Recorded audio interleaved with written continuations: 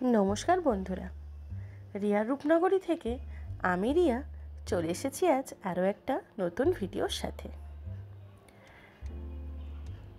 হাওড়া ময়দান মেট্রোতে এটা আমার প্রথম যাত্রা।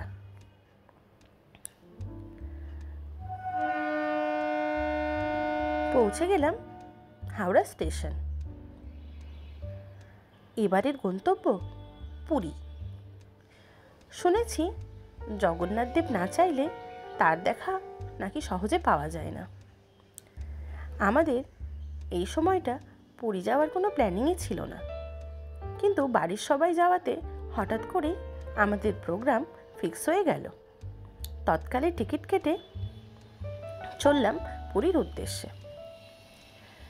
হাওড়া থেকে রাত 10:25 হাওড়া পুরী সুপারফাস্ট এক্সপ্রেসেই ছিল বুকিং আমাদের। প্রচণ্ড বৃষ্টি হচ্ছিল।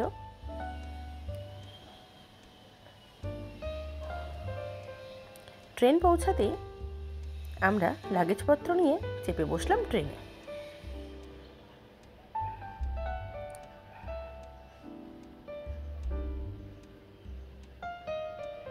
সকাল 7টার মধ্যে আমরা পৌঁছে গেলাম পুরী স্টেশন।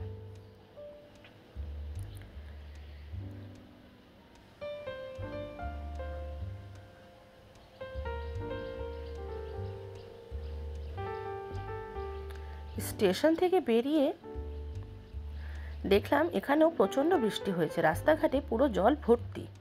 এখান থেকে একটা অটো রিজার্ভ করে আমরা চললাম হোটেলের উদ্দেশ্যে। যেহেতু হঠাৎ করে প্রোগ্রাম, তাই আমরা সমুদ্রের কাছাকাছি কোনো হোটেল পেলাম না।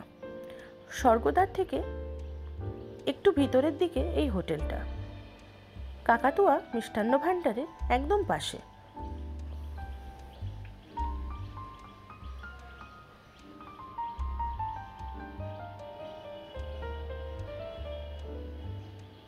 এই হোটেলের সামনে দিয়ে যে রাস্তাটি, সেই রাস্তাটি সোজা চলেছে স্বর্গদ্বারের দিকে।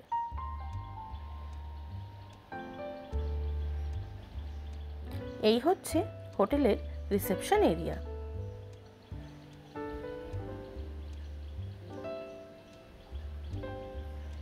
আছে একটা সুন্দর অ্যাকোয়ারিয়াম।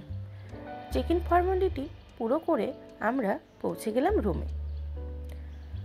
রুমটা বেশ বড়সড়।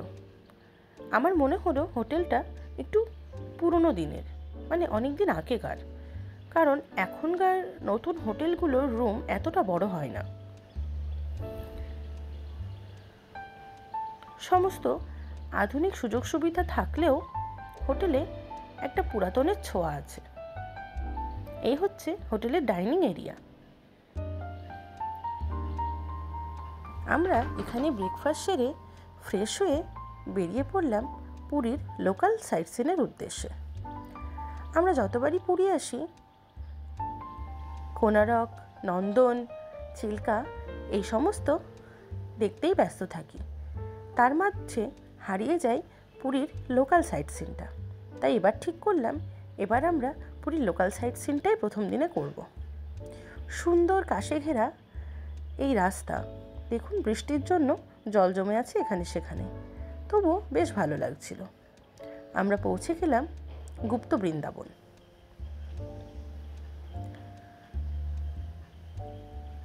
এই জায়গাটা আমার ভীষণ ভালো লেগেছে।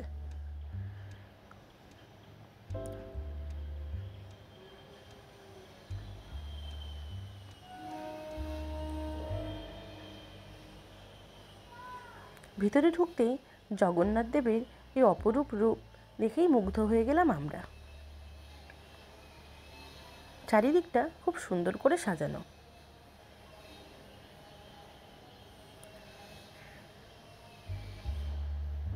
নানান দিকে স্ট্যাচুর মাধ্যমে বর্ণিত হয়েছে শ্রীকৃষ্ণের বিভিন্ন লীলা।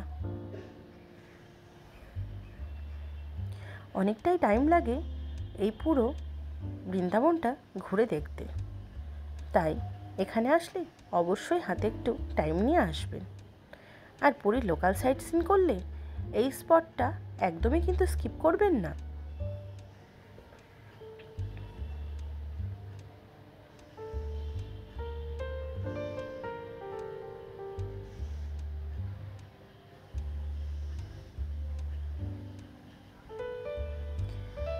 এখানে অনেকটা সময় কাটিয়ে আমরা চললাম আমাদের সেকেন্ড স্পট অঙ্কুরেশ্বর শিব মন্দিরের উদ্দেশ্যে।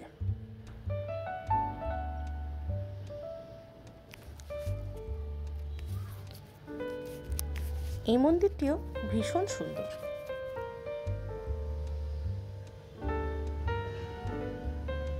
মন্দিরের বিভিন্ন কোনায় কোনায় বর্ণিত রয়েছে বিভিন্ন উপকথা, রয়েছে কোনো না কোনো পৌরাণিক কাহিনী।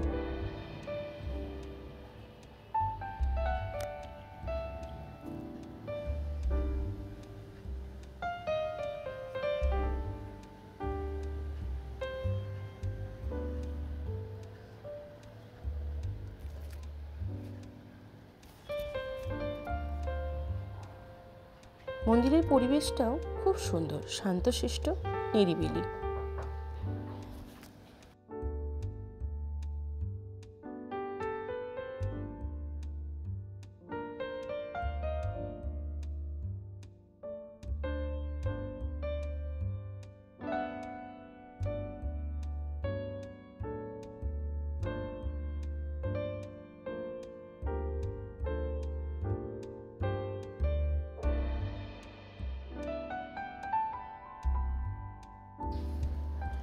এই মন্দিরের মেন আকর্ষণ হলো এখানে আছে 100টিরও বেশি শিবলিঙ্গ।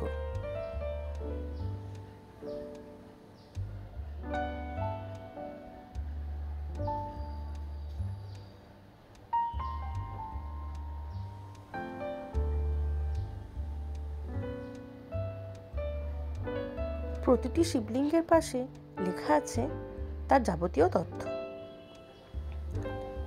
তারপরে আমরা এসে দেখতে পেলাম এই পূর্ণ চাকা ঘোরানো হচ্ছে, তাই আমরাও একটু সেই পুণ্য অর্জন করতে রথের চাকা ঘুরিয়ে দিলাম। পৌঁছে গেলাম আমরা আমাদের পরবর্তী স্পট কুলদানন্দ ব্রহ্মচারীর আশ্রমে।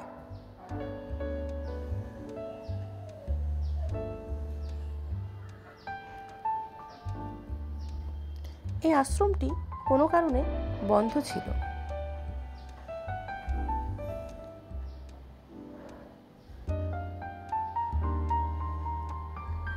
আশ্রমটিও খুব সুন্দর।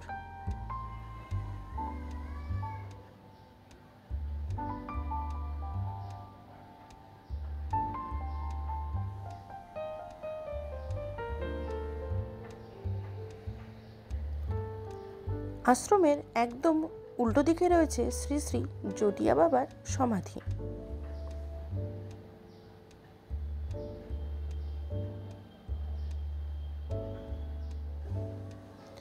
এই মন্দিরে ফটো তোলা নিষেধ ছিল, তাই আমি সাইড থেকে একটু ভিডিওগ্রাফি করলাম। এই মন্দিরটিও ভীষণ সুন্দর।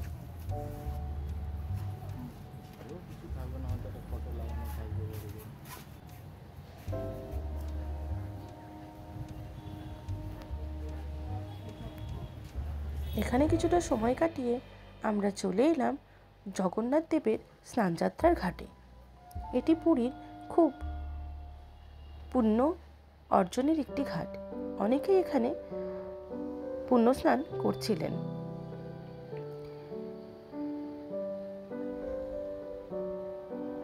প্রতি বছর রথের সময় জগন্নাথ দেবের স্নানযাত্রা দিয়েই শুরু হয় পুরীর জগন্নাথ দেবের পুজো।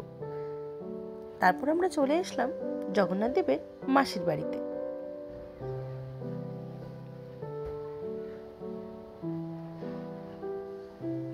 আমরা যে গাড়িতে করে এই পুরো সাইট সিনটা করেছিলাম সেটি ছিল একটি মারুতি ভ্যান টাইপের গাড়ি। আমরা যেহেতু প্রায় 9-10 জন ছিলাম, তাই এই ধরনের গাড়ি আমাদের প্রয়োজন ছিল। আপনারাও বড় গ্রুপে থাকলে এই ধরনের গাড়ি রিজার্ভ করে নিতেই পারেন। আর পুরো লোকাল সাইট সিনটা করতে সময় লেগেছিল 3 থেকে 4 ঘন্টা মতো। তবে আমি বলবো আপনারা লোকাল সাইট সিন করলে অবশ্যই সকালের দিকে আসুন, মানে মোটামুটি 9টা-10টার দিকে বেরিয়ে পড়ুন, অথবা আবার বিকাল 3টে-3:30 দিকে বার হন, কারণ মাঝখানে কিছুটা সময় মন্দির বন্ধ থাকে।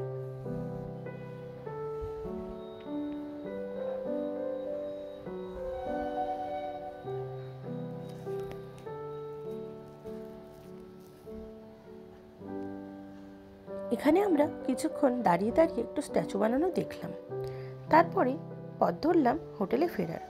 এই দুই ধারে সুন্দর কাশবনে ঘেরা এই মিঠো পথ কিন্তু খুব ভালো লাগছিল। জানান দিচ্ছিল মা কিন্তু আর প্রায় চলেই এসেছেন।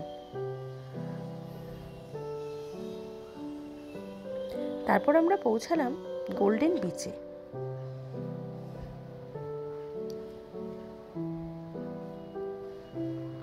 গোল্ডেন বিচের পাশেই আছে গোল্ডেন প্যালেস। আপনারা চাইলে এখানেও থাকতে পারেন। এখানে এন্ট্রি ফিস নিয়েছিল 20 টাকা করে। বিচটা খুবই সুন্দর করে সাজানো, পরিষ্কার পরিচ্ছন্ন। দুপাশে করা হয়েছে প্রচুর সিটিং অ্যারেঞ্জমেন্ট। পড়ন্ত বিকালে এই বিচ কিন্তু খুবই সুন্দর লাগবে আপনাদের। তাই ভ্রমণ তালিকায় লাস্টে রাখবেন এই স্পটটিকে। এখানে বসে সানসেট দেখতে কিন্তু খুবই ভালো লাগবে।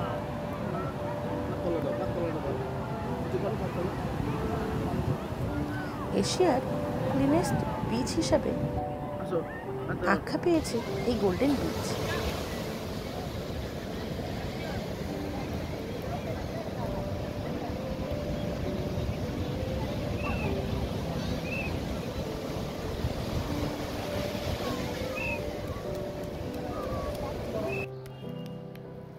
গোল্ডেন বিচে অনেকটা সময় কাটিয়ে আমরা পৌঁছালাম পুরীর জগন্নাথ দেবের মন্দিরের সামনে। এখানে এসে গাড়ি আমাদের ড্রপ করে দিল।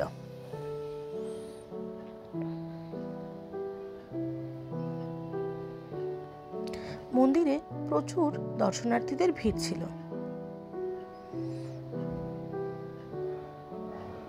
আমরা প্রায় 3.5 ঘন্টা লাইনে দাঁড়ানোর পর জগন্নাথ দেবের দর্শন পেয়েছিলাম।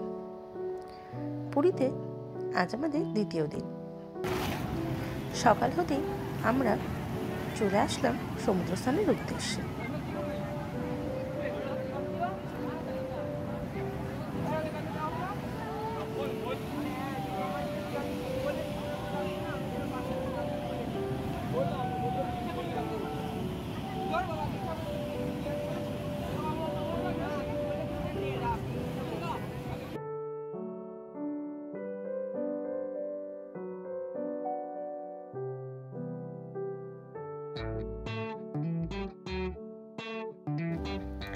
বিচে বসে বালি নিয়ে খেলতে আমাদের রিভুবাবু খুব ভালোবাসেন।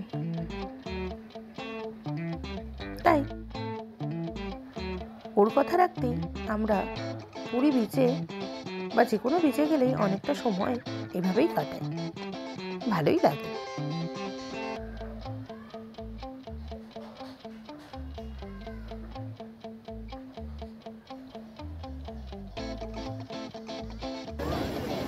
তারপর হোটেলে গিয়ে ফ্রেশ হয়ে একটু রেস্ট নিয়ে সন্ধ্যাবেলা আমরা আবার চলে আসলাম বিচে।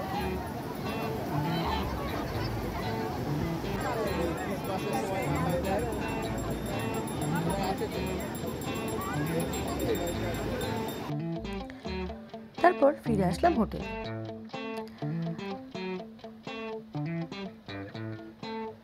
আজ আমাদের শতাব্দীতে ফেরার কথা। শতাব্দীর টাইম পুরী থেকে সকাল 5:25। তাই ভোর ভোর বেরিয়ে আমরা পৌঁছে গেলাম স্টেশনে। দেখলাম ট্রেন আগে থেকেই দাঁড়িয়ে আছে।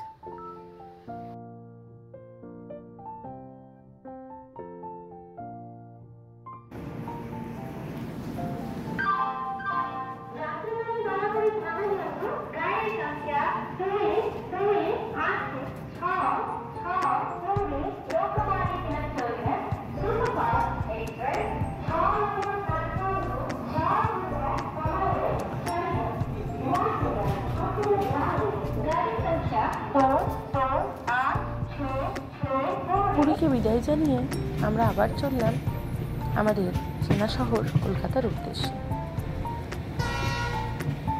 মাত্র 2 দিনে পুরীর এই শর্ট ট্রিপ খুব একটা মন্দ হলো না। প্রচুর বৃষ্টিতে চারিদিকে নদী নালা জলে থই থই করছে, আর এর মধ্যেই মাঝে মাঝে চলে আসছে ব্রেকফাস্ট, চা। ছোট ছোট উঁচু নিচু পাহাড় দেখা যাচ্ছে দূরে, দুরন্ত গতিতে ছুটে চলেছে ট্রেন। পুরী আমি যতবার গেছি রাত্রের ট্রেনেই গেছি, তাই দিনের বেলা এরকম মনোরম দৃশ্য দেখতে দেখতে ফিরতেও কিন্তু মন্দ লাগছিল না। পৌঁছে গেল আমাদের লাঞ্চ।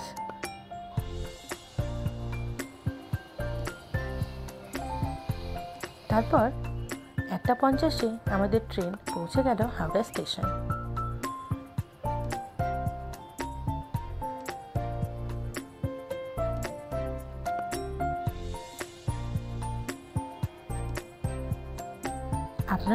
আপনাদেরও যদি হঠাৎ করে এরকম ভগবান জগন্নাথ দেবের দর্শনের সুযোগ হয়ে যায়, মিস করবেন না কিন্তু।